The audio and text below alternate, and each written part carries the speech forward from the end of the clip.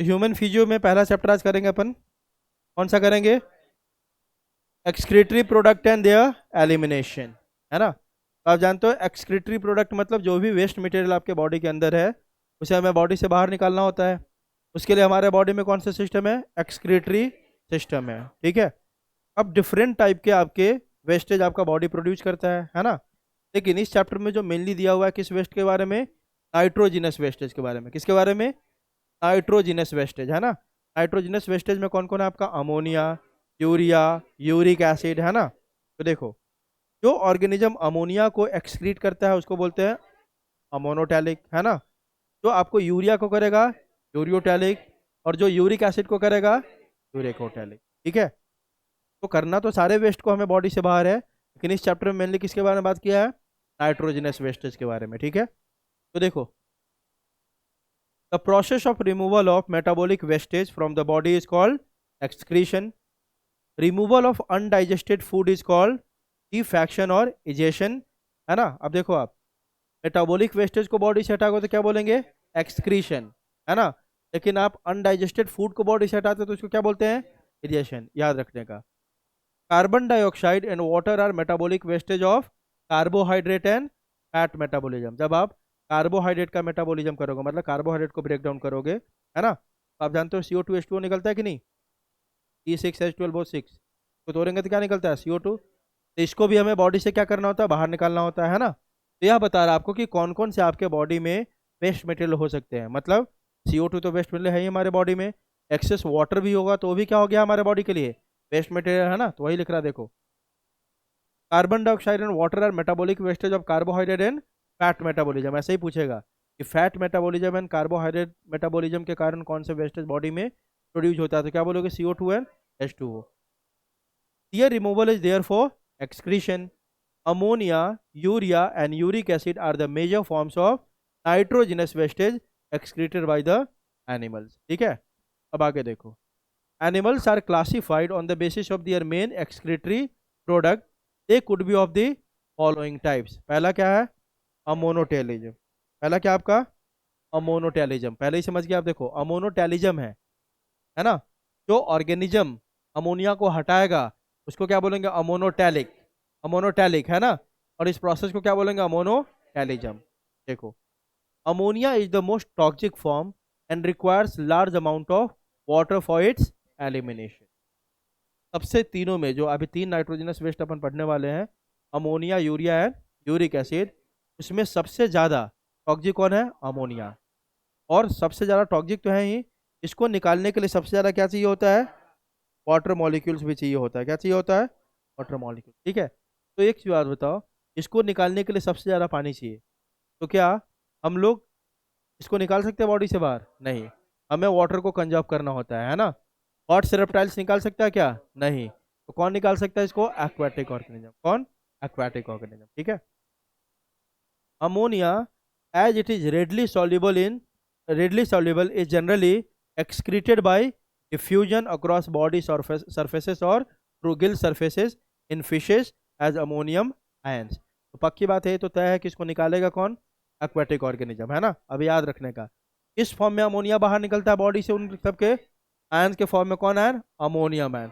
Ammonia के form में बाहर नहीं आता, किस फॉर्म में? Ammonium ion. पहली बात, कैसे बाहर आता है? By the process of diffusion. कैसे? डिफ्यूजन। और कैसे आएगा? दो एग्जाम्पल दिया है, थ्रू जनरल बॉडी सरफेस और through gill surfaces in fishes, है ना। अब आगे देखो, kidneys do not play any significant role in its removal. Ammonia के रिमूवल में किडनी का कोई रोल आपका ज़्यादा नहीं होता है ना। ठीक है, ये भी लाइन इंपॉर्टेंट है फिर से। aquatic organisms such as amoeba and many invertebrates like sponges, hydra, aquatic insects, crayfish and vertebrates, for instance tadpole larva of frog, aquatic amphibians, bony fishes। कौन सा फिश है? देखो तो, bony fishes are अमोनोटेलिक। तो एकदम very very important, क्योंकि ये क्या हो गया? एग्जाम्पल। और एग्जाम ऐसे ही एग्जाम्पल याद करने का मतलब जो वर्ड लिखा हो वहीं आपको याद रखना है। बोनी फिशेस, केवल फिश याद रखोगे तो गलत हो गया। क्या रखना होगा आपको? Bony fishes, aquatic amphibians, tadpole of larva, मतलब टैडपोल लार्वा ऑफ फ्रॉग, ये सब आपको इसी तरह याद करना होगा, ठीक है। चलो, दूसरा कौन है आपका? यूरियोटेलिज्म। अब जो पानी में पहले रहता था, लाइफ की शुरुआत कहाँ हुई थी? पानी के अंदर, है ना। उसके बाद अब धीरे धीरे लाइफ कहाँ पे आना शुरू हो गया? लैंड के ऊपर। अब लैंड के ऊपर जब लाइफ आया तो उसमें यह पॉसिबल नहीं था कि वह अमोनिया को बाहर निकाले। इन लोगों ने क्या सोचा कि भाई अमोनिया को किसी दूसरे फॉर्म में कन्वर्ट करना होगा, तो इन लोगों ने अमोनिया को दूसरे फॉर्म में कन्वर्ट करना शुरू किया, या तो यूरिया या यूरिक एसिड के फॉर्म में, ठीक है। Terrestrial adaptation necessitated the production of lesser toxic nitrogenous wastage like urea and uric acid for conservation of water. Urea can be tolerated in much more concentrated form because it is 1 lakh times less toxic than ammonia. यह ज़्यादा देर तक आपका body में हम इसको झेल सकते हैं। किसको? यूरिया को, क्योंकि उससे बहुत कम टॉक्सिक है। किसके कंपैरिजन में? अमोनिया के कंपैरिजन में। Mammals, many terrestrial amphibians, aquatic amphibian में क्या था आपका? अमोनिया। लेकिन टेरेस्ट्रियल एम्फीबियन में क्या होगा? यूरिया। याद रखने का, ठीक है। And marine fishes, bony fish में क्या था? मराइन फिश में क्या हो गया? यूरिया, ठीक है। मराइन फिशेस, क्योंकि मराइन फिश में ऑलरेडी क्या होता है? डिहाइड्रेशन बहुत ज़्यादा होता है, उसको पानी को कंजर्व करना होता है। Marine fishes mainly excrete urea and are called ureotelic animals. Excretion of urea is known as ureotelism. Ammonia produced by metabolism, है ना। अमोनिया पूरे बॉडी में तो इनके भी बनता है, तो आपके यूरियोटैलिक है, उसके बॉडी में क्या बनता है? अमोनिया। लेकिन हमने क्या किया? उसको अमोनिया को कन्वर्ट कर लिया यूरिया में, ठीक है। वही लिख रहा है देखो, ammonia produced by metabolism is converted into urea in the liver of these animals and released into the blood, which is filtered and carried excreted out by the kidneys. और यूरिया के एक्सक्रीशन में किसका role है? Kidney का। और कैसे होगा देखो, ये जो अमोनिया आपके बॉडी में मेटाबॉलिज्म से ही बनता है ना, ठीक है। अब अमोनिया जो बना आपका, अमोनिया बनेगा, अमोनिया को हम कन्वर्ट कर लेंगे किस में? यूरिया में। यह कन्वर्जन कहाँ होता है? लिवर में। यह याद रखने का, कहाँ होता है? लिवर में। अभी पढ़ेंगे, एक साइकिल होगा जो अमोनिया को कन्वर्ट कर देगा किस में? यूरिया में। फिर वहाँ से पहले अमोनिया कन्वर्ट हो गया किस में? यूरिया में। वह यूरिया कहाँ आता है? ब्लड में। ब्लड में फिल्ट्रेशन होगा, कहाँ जाएगा? किडनी। किडनी उसको अच्छे से फिल्टर करके और फिर यूरिया को बॉडी से बाहर निकाले, है ना। Some amount of urea may be retained in the kidney matrix of some of these animals to maintain a desired osmolarity, है ना। यूरिया को हमें बॉडी से बाहर निकालना होता है, लेकिन थोड़ा बहुत यूरिया को हम उसी मैट्रिक्स में रख लेते हैं ताकि ऑस्मोटिक कॉन्सेंट्रेशन आपका क्या रहे? मेंटेन रहे। तभी ना आप हमेशा उसका ट्रांसफर करवाते रहोगे, high concentration to low concentration. ये बात समझ जाओगे भी आने, है ना, आगे के टॉपिक में। तीसरा कौन आपका? यूरिकोटेलिक। ये क्या है? जो एकदम पानी को वेस्ट नहीं कर सकता। आप बर्ड्स को देखो, इतना छोटा सा साइज होता है, तो पानी किसी तरह उनको मिलता है ना। तो ये लोग पैलेट के फॉर्म में निकालना शुरू कर दिया अपना वेस्ट मटेरियल, है ना, एकदम ड्राई फॉर्म में। Reptiles, birds, land snails and terrestrial insects excrete nitrogenous wastage as uric acid in the form of pellet or pest with a minimum loss of water। मतलब सबसे कम पानी निकालने के लिए किसको चाहिए? हाँ, यूरिया, मतलब यूरिक एसिड को निकालने के लिए सबसे कम पानी चाहिए होता है। And are called uricotelic animals. Excretion of uric acid known as uricotelic. इनका एक्सक्रीटरी प्रोडक्ट मेनली कौन है? Uric acid. Uric acid can be passed out almost in the form of a precipitate since it is almost insoluble in water. अभी आप birds वगैरह का क्या देखते हो? प्रेसिपिटेट के फॉर्म में या पैलेट के फॉर्म में क्या आता है? उसके वेस्ट मटेरियल, ठीक है। This leads to minimum loss of water. Uricotelism is very important for land vertebrates laying shelled eggs, है ना। कौन से एग? शेल्ड मतलब जिसके एग के ऊपर क्या होता है? शेल कवरिंग होता है ना। उनके लिए यूरिकोटिलिज्म क्या है आपका? बहुत ज़्यादा इंपॉर्टेंट प्रोसेस है, ठीक है। If the embryo within the shelled egg had produced ammonia और urea that would have accumulated to toxic level. मान लो ऊपर में शेल है, उसके अंदर में एम्ब्रियो होगा, है ना। अब एम्ब्रियो अगर क्या बनाया होगा? मान लो कि अमोनिया अंदर प्रोड्यूस किया या यूरिया प्रोड्यूस किया, तो अगर उसी के अंदर एक्यूमुलेट हो गया तो बहुत ज़्यादा टॉक्सिक लेवल होगा, है ना। However, this problem is solved by being uricotelik, as uric acid being almost insoluble precipitates and remains with the shell only। अब क्या होता है? ये इसका एम्ब्रियो बना लिया, मान लो क्या आपका? यूरिया और अमोनिया। लेकिन ये क्या है? वाटर में आपका सॉल्युबल नहीं है, तो ये क्या करता है? वहां से प्रेसिपिटेट बन के और कहाँ आके उसमें किसका कंपोजिशन बन जाता हो? शेल का। मतलब सारा आके आपके कहाँ पे डिपॉजिट हो गया? शेल में, जिससे वो बच गया, ठीक है। However, this problem is solved by being uricotelic, as uric acid being almost insoluble precipitates and remains with the shell only. This problem is not faced by fishes or amphibians by having shellless eggs, है ना। अब fish में amphibian में क्या है, शेललेस egg है, उसको कोई फर्क ही नहीं पड़ता, सीधा सीधा कहाँ डाल देगा, उसको बाहर डाल देगा, ठीक है।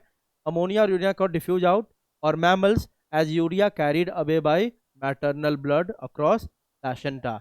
ये सब प्रॉब्लम हम लोगों में भी नहीं होता है, क्यों? क्योंकि हमारे नाइट्रोजनस वेस्ट को क्या मदर अपने ब्लड के थ्रू बॉडी से बाहर निकाल देती है, पता है ना।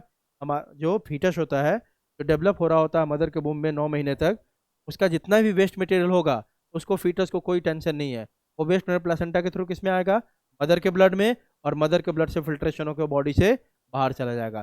तो यह प्रॉब्लम किस में हो सकता है, शेल्ड वाले एग जो भी ले करता है ना, उसमें हो सकता है। लेकिन उसने भी क्या किया, अपना मॉडिफिकेशन करके क्या बना लिया अपने आप को, यूरेकोटेलिक। क्या बना लिया, यूरेकोटेलिक, ताकि उसका जो यूरिक एसिड है सब कहाँ जाके डिपॉजिट हो गया, क्या है।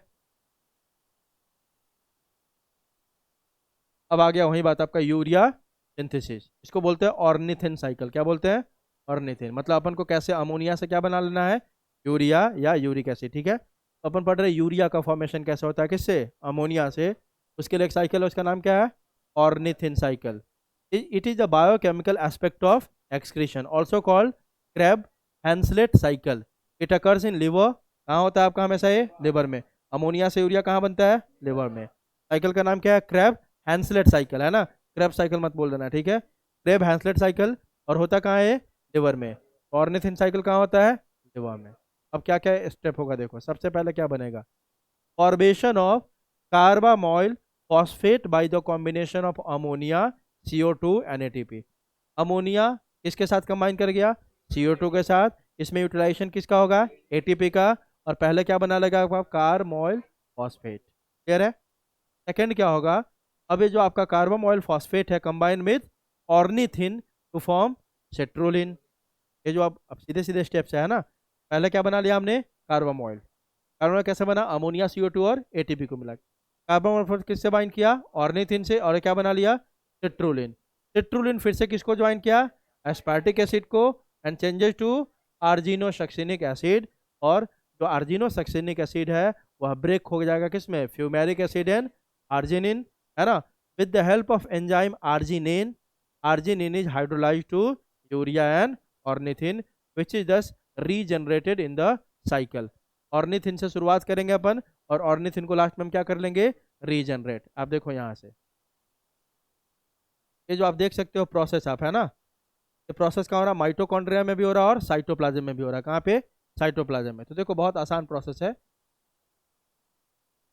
ऊपर कौन है आपका, अमाइनो एसिड।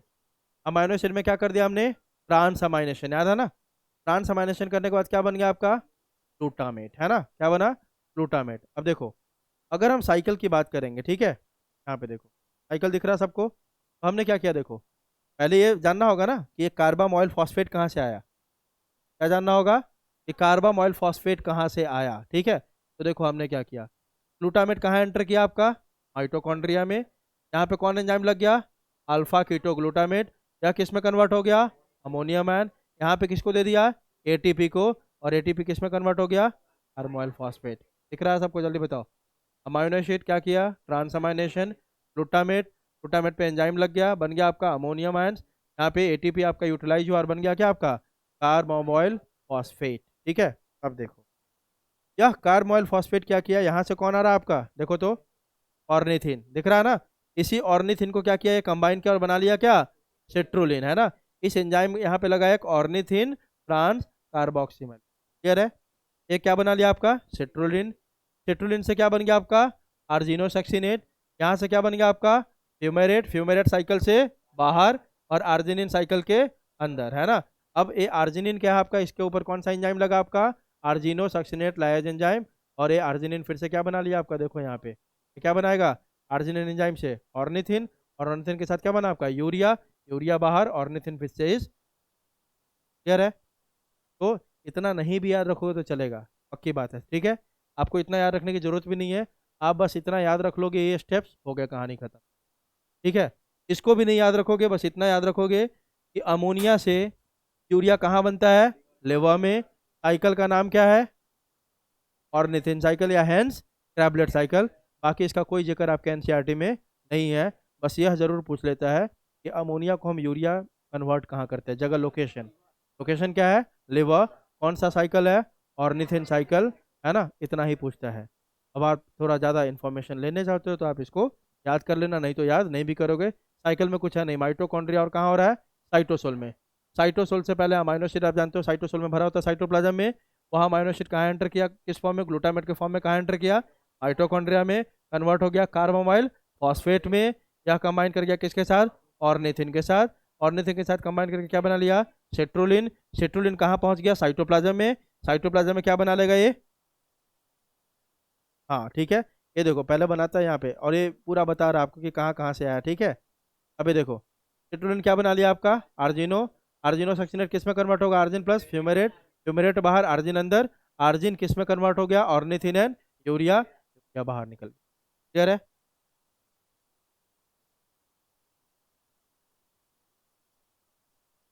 ना साइकिल याद करने की जरूरत है आपको। चलो, अब ये बहुत इंपॉर्टेंट लाइन है, ये सब के सब क्वेश्चन है। मैच ऑफ द फॉलोइंग करके दे देगा, क्या करके देगा, मैच ऑफ द फॉलोइंग। तो इस पैराग्राफ को आप बहुत ढंग से समझोगे, ठीक है। Excretory structures found in animal kingdom are, ये हम पढ़ रहे हैं ह्यूमन फिजियोलॉजी, तो एग्जैक्टली हमें बात करना है ह्यूमन के बारे में। लेकिन ह्यूमन के अलावा भी कुछ जो दूसरे ऑर्गेनिज्म है, पहले उसका कुछ समरी दिया है, फिर शुरू करेगा किसका, आपका ह्यूमन एक्सक्रीटरी सिस्टम, ठीक है। तो इस पूरे जो 4 लाइन दिए हुए हैं, चारों के चारों आपको एकदम याद होना चाहिए, ठीक है। पहला कौन सा स्ट्रक्चर दिया हुआ है, प्रोटोनेफ्रिडिया, या इसी को क्या बोलते हैं, फ्लेम सेल्स। यही क्वेश्चन पूछता है, दे देगा उधर प्लैटीहेलमिन्थस, बोलेगा प्लैटीहेलमिन्थस का एक्सक्रीटरी स्ट्रक्चर क्या है, क्या ये आपका ये लिख देगा और बोलेगा ये किसका एक्सक्रीटरी स्ट्रक्चर है। बात समझ में आ रही है। तो प्रोटोनेफ्रिडिया को ही क्या बोलते हैं, flame cells. These are the excretory structures in platyhelminthes flatworms, है ना। फॉर एग्जांपल क्या आपका प्लैटीहेलमिन्थस में है, आपका प्लैटवॉर्म्स में है। प्लैटवॉर्म का एग्जांपल क्या दिया हुआ है, प्लानेरिया। अगला किस में है, रोटिफर्स में है। कुछ एनालिड में, some annelids and the cephalochordate, for example amphioxus. Clear है। आगे, protonephridia are primarily concerned with ionic and fluid volume regulation, that is osmo regulation. अब ये याद रखो, रट्टा मारना ही नहीं है। जो भी आप एक्सक्रीटरी स्ट्रक्चर देख लो, उसका ये काम जरूर होगा, ऑस्मो रेगुलेशन। ऑस्मो रेगुलेशन क्या होता है, आयन मतलब वाटर और ion balance in the body, है ना। तो जितने भी होगा सब जगह लिखा होगा, ऑस्मो रेगुलेशन करने में हेल्प करता है। अगला देखो, दूसरा क्या है, नेफ्रीडिया। प्रोटो है और इधर क्या है, नेफ्रीडिया सीधा। These are the tubular excretory structure of earthworms and other annelids. तो कुछ एनालिडा में क्या है, प्रोटोनेफ्रीडिया, बाकी में क्या है आपके नेफ्रीडिया। नेफ्रीडिया हेल्प इन, वही बात हो गया, to remove nitrogenous wastage and maintain a fluid and ionic balance, that is osmoregulation. अगला क्या है, Malpighian tubules. These are the excretory structure of most of the insects including cockroaches. Malpighian tubules help in removal of nitrogen and osmo regulation. अगला antennal gland, या क्या बोलते हैं इसको, green gland. These perform the excretory function in crustaceans like prawns. तो आपको ये पूरा एग्जांपल याद रखना, चारों दे देगा, मैच ऑफ द फॉलोइंग करने दे, ठीक है। अब ये जानने की जरूरत नहीं आपका, ठीक है। The regulation of its solute and water movement by osmosis is done by two ways, osmoconformer and osmoregulators. ये सब दिया नहीं है, थोड़ा सा बता देता हूँ मैं बस आपको, ठीक है। देखो, ऑस्मो कन्फॉर्मर्स और दूसरा क्या, ऑस्मो रेगुलेटर्स। ऑस्मोसिस मतलब ये ऑस्मो रेगुलेशन की बात चल रही है यहाँ पे, ठीक है। ऑस्मो कन्फॉर्मर्स क्या है, are the animals that do not actively control the osmotic concentration of their body fluids, they rather change the osmolarity of body fluids according to the osmolarity of the surrounding medium। Conformer जहां भी होगा ना, मतलब वही वाला बात आ गया, आपने पढ़ा है ना, warm blooded cold blooded, exactly वही वाला कॉन्सेप्ट है यहाँ पे, ठीक है। कन्फॉर्मर जहां भी आ गया, मतलब बाहर में जो, मान लो कि एक सॉल्यूशन है, इसमें एसएल है, बाहर में जो सॉल्यूशन का ऑस्मोटिक कॉन्सेंट्रेशन होगा, उसके मतलब सराउंडिंग के ऑस्मोटिक कॉन्सेंट्रेशन के अकॉर्डिंग यह अपने अंदर का ऑस्मोटिक कॉन्सेंट्रेशन क्या करेगा, चेंज। इसको बोलेंगे ऑस्मो कन्फॉर्मर्स। रेगुलेटर किसको बोलेंगे, बाहर का कुछ भी हो, बाहर का कुछ भी हो, अपने अंदर का क्या करेगा, मेंटेन करेगा। क्या करेगा, मेंटेन। तो यहाँ पे कन्फॉर्मर रेगुलेटर किस रेस्पेक्ट में बोल दिया, ऑस्मोटिक कॉन्सेंट्रेशन के रेस्पेक्ट में, इसलिए लगा दिया ऑस्मो कन्फॉर्मर, ऑस्मो रेगुलेटर। मतलब ये क्या है, that do not actively control the osmotic concentration of their body fluids. They rather change the osmolarity of body fluids according to the osmolarity of the surrounding medium. All marine invertebrates and some freshwater invertebrates are strictly क्या आपका osmo. Example दे दिया, हैग fish एक आपका क्या है, vertebrate है, जो किस में आता है, ऑस्मो कन्फॉर्मर में. क्यों दे दिया, ऑल मराइन इनवर्टिब्रेट्स, जितने भी मराइन इनवर्टिब्रेट है, कुछ आपके फ्रेश वाटर इनवर्टिब्रेट भी क्या है, ऑस्मो कन्फॉर्मर स्ट्रिक्टली, मतलब यह आपका रेगुलेट नहीं कर पाता है. हैग फिश एक वर्टिब्रेट होते हुए भी क्या आपका ऑस्मो कन्फॉर्मर है. ठीक है. Osmoconformer show an excellent ability to tolerate a wide range of cellular osmotic environment, क्योंकि ये तो क्या है, बाहर के एनवायरनमेंट के अकॉर्डिंग चेंज कर रहा है ना खुद को, ये तो बर्दाश्त कर ही सकता है पूरे रेंज को, है कि नहीं. अब दूसरा कौन है, osmoregulators. On the other hand are the animals that maintain an internal osmolarity different from the surrounding medium in which they inhabit. Any aquatic invertebrates, यहाँ भी था आपका लेकिन कैसा था, मराइन. यहाँ कैसा है, any aquatic in are strict और लिमिटेड ऑस्मो रेगुलेटर्स. स्ट्रिक्ट मतलब एग्जैक्टली क्या आपका ऑस्मो रेगुलेटर ही है, और लिमिटेड मतलब कुछ लेवल तक वो अपने आप को रेगुलेट कर सकता है, लेकिन बहुत ज़्यादा हो जाएगा तो किस में कन्वर्ट हो जाएगा, कन्फॉर्मर में. आई बात समझ.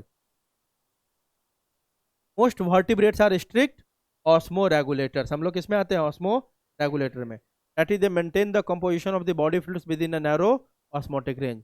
The notable exception however are the hagfish, एक्जिन a marine, cyclostome and elasmobranchii fish, a shark and rays. ये दोनों क्या है आपके, ये दोनों क्या है आपके वर्टिब्रेट होते हुए भी क्या है आपके ऑस्मो कन्फॉर्मर है. फॉर्मर है ना ये. ठीक है. ठीक है, क्लियर है. तो देखो इसमें रट्टा नहीं मारना है, बस दो चीज़ है. कन्फॉर्मर मतलब कि बाहर में जो ऑस्मोलैरिटी होगा उसके अकॉर्डिंग अपने ऑस्मोलैरिटी को क्या करेगा, चेंज करेगा. और रेगुलेटर मतलब रेगुलेट करेगा, वो बाहर में जो भी हो लेकिन अपने अंदर को क्या करेगा, मेंटेन करेगा. अब आ गया आपका ह्यूमन एक्सक्रीटरी सिस्टम. ठीक है. अब देखो, in humans the excretory system consist of a pair of kidneys, दो किडनी है ना, one pair of ureters, a urinary bladder and a urethra. यही होता है. ठीक है. अब देखो ना यहाँ पे बना हुआ है पूरा, टू पेयर किसका, आपका किडनी का. किडनी से जो कनेक्ट करता है यूरिनरी ब्लैडर को, इसको क्या बोलते हैं, यूरेटर. ये दो पेयर क्या है आपका यूरेटर का, या क्या आपका यूरिनरी ब्लैडर, और यूरिनरी ब्लैडर के ही टिप को क्या बोलते हैं, यूरेथ्रा. ठीक है. किडनी के बारे में हमें देखना है इसका स्ट्रक्चर. ठीक है. शेप एंड साइज देखो, किडनी जार रेडिश ब्राउन, किस कलर का होगा, किस शेप का होगा, bean shape. Situated between the levels of last thoracic and third lumbar vertebra. अभी वर्टिब्रा क्या होता है देखो, अब जानते हो वर्टिबल कॉलम है ना हमारे अंदर, है ना. तो वर्टिबल कॉलम का फॉर्मूला होता है आपका C7, है ना. जो सर्विक्स रीजन इसमें कितने होते हैं, 7. T12 थोरैक्स रीजन में कितने होते हैं, 12. और जानते हो वर्टिबल कॉलम डॉर्सली प्लेस्ड है कि वेंट्रली, डॉर्सली प्लेस्ड है. ठीक है, पीछे के साइड से है ना.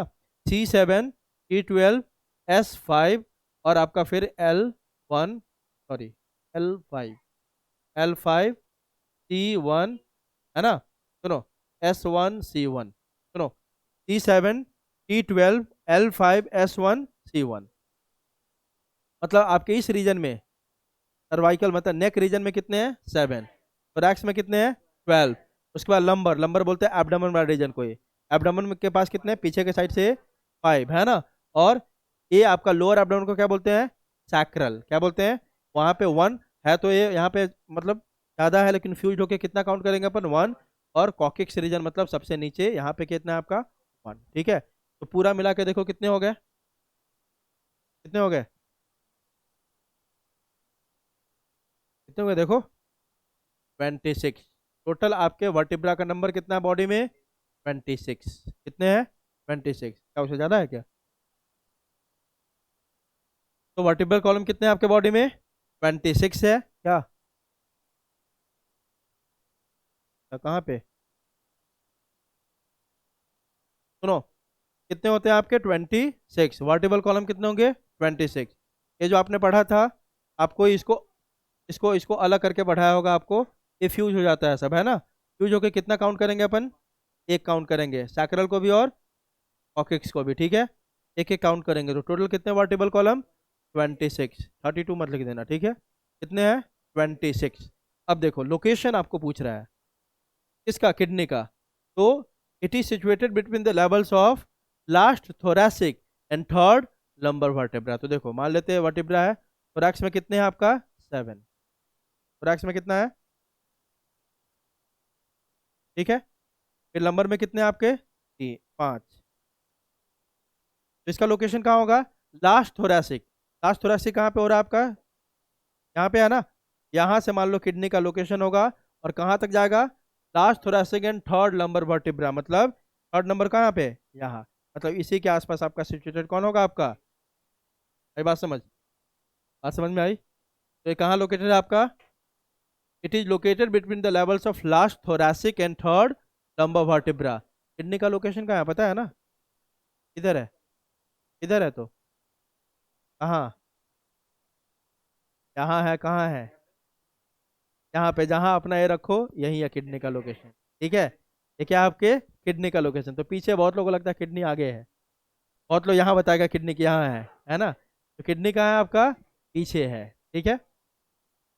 चलो आगे देखो, it is situated between the levels of last thoracic and third lumbar vertebra close to the dorsal inner wall of the abdominal cavity. Abdominal cavity है ना, एब्डोमिनल कैविटी के इनर वॉल के पास ही होता है डॉर्सल इनर वॉल, मतलब ये देखो यहाँ जो रीजन है ना, इसके जस्ट बगल में यहाँ पे दोनों किडनी आपका एब्डोमिनल कैविटी के वॉल से लगता है अलग, जैसे चिपका हुआ है पीछे के साइड में, ठीक है, तो लोकेशन याद रखोगे आप। चलो आगे देखें, each kidney of an adult human measures 10-12 centimetre in length, 10 से कितना होगा 12 सेंटीमीटर, विथ कितना होगा 5 to 7 सेंटीमीटर, और थिकनेस कितना होगा, ये सब लग रहा है डेटा लेकिन इसे पूछता है याद रखने का, with an average weight of 120 to 170 gram. Left kidney is a little higher than the right one, तो लेफ्ट किडनी है आपका और राइट वन से क्या होगा थोड़ा सा, हाँ, left kidney is little higher than the right one because of more space being occupied by the liver on the right side, है ना। अब जानते हो राइट साइड में कौन प्रेजेंट है, लिवर, है ना, तो लिवर थोड़ा ज़्यादा जगह ले लेता है, इसलिए आपका लेफ्ट किडनी क्या होगा, लिटिल हायर होगा देन द राइट वन, आई बात समझ। अब देखो, तो only in human beings the right kidney है स्लाइटली बिलो द लेफ्ट, केवल ह्यूमन में ऐसा देखने को मिलता है कि जो राइट किडनी है आपका वो थोड़ा नीचे है, लेफ्ट किडनी थोड़ा ऊपर है, राइट किडनी थोड़ा नीचे, लेफ्ट किडनी थोड़ा ऊपर, ऐसा क्यों, क्योंकि किडनी के ऊपर कौन प्रेजेंट है, लिवर, और लिवर ज़्यादा स्पेस लेता है, इसके कारण राइट किडनी थोड़ा नीचे होता है और लेफ्ट किडनी थोड़ा ऊपर होगा, ठीक है। अब आगे देखो, in other mammals for example rabbit the left kidney is below the right, बाकी जगह बस उल्टा कहानी है, ठीक है, क्लियर है। चलो देखो, अब यहाँ से शुरू हो गया आपका इनर स्ट्रक्चर ऑफ किडनी, ठीक है, इंटरनल स्ट्रक्चर कैसा, internal structure of, watch the centre of the inner convex surface of the kidney, किधर बोल रहा है, centre of the inner concave surface of the kidney is a notch called hilum through which ureter blood vessel and nerves pass, ठीक है, आप देख सकते हो यहाँ पे डायग्राम में, ये देखो ये नॉच आपको दिख रहा है यहाँ पे, ये वाला, ठीक है, तो ये इनर साइड में है कि नहीं, इनर के कॉन्केव सरफेस पे है कि नहीं, कॉन्केव सरफेस पे ये नॉच जो बना आपका, this notch is called cardiac, sorry क्या बोलते हैं इसको, हाइलम, क्या बोलेंगे, हाइलम, इस डिप्रेशन को क्या बोलते हैं, हाइलम, इस नॉच को क्या बोलेंगे, हाइलम। आप ऐसे समझो यह वह ओपनिंग है किडनी का जहाँ से देखो ना यूरेटर यहीं से बाहर निकल रहा है, ब्लड वेसल देखो रीनल वेन रीनल आर्टरी यहीं से एंटर घुस रहा है, रीनल मतलब जहाँ पे भी रीनल टर्म आ जाए इसका मतलब होता है किडनी, क्या मतलब होता है इसका, किडनी, है ना, तो रीनल आर्टरी मतलब किडनी का आर्टरी, रीनल वेन मतलब किडनी का वेन, है ना। तो देखो ये जो भी है आपका ये हाइलम आपका वह डिप्रेशन है, वह नॉच है जहाँ से आपका सब कुछ का एंट्री होता है किसके अंदर, किडनी के अंदर, और ये कहाँ प्रेजेंट है, इनर साइड में, इनर कॉन्केव सरफेस पे, क्लियर है।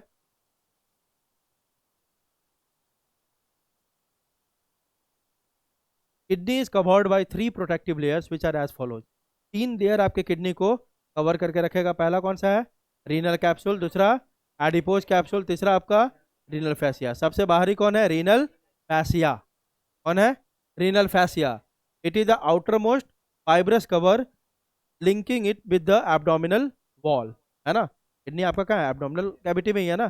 कौन सा कैविटी है, एब्डोमिनल कैविटी। तो यह आपका रीनल फैसिया किसके कांटेक्ट में होगा, एब्डोमिनल कैविटी के कांटेक्ट में होगा, आउटर मोस्ट है। बीच वाला कौन है आपका, adipose capsule, it is the middle cover involving adipose tissue. Adipose tissue मतलब जिसमें क्या हो, फैट। एडिपोज टिश्यू मतलब जिसमें क्या हो, fat. It is the middle cover involving adipose tissue and act as a shock absorber. Kidney को किससे बचाता है, शॉक से। और तीसरा कौन है आपका, renal capsule, it is inner most tough protective cover made up of white fibrous connective.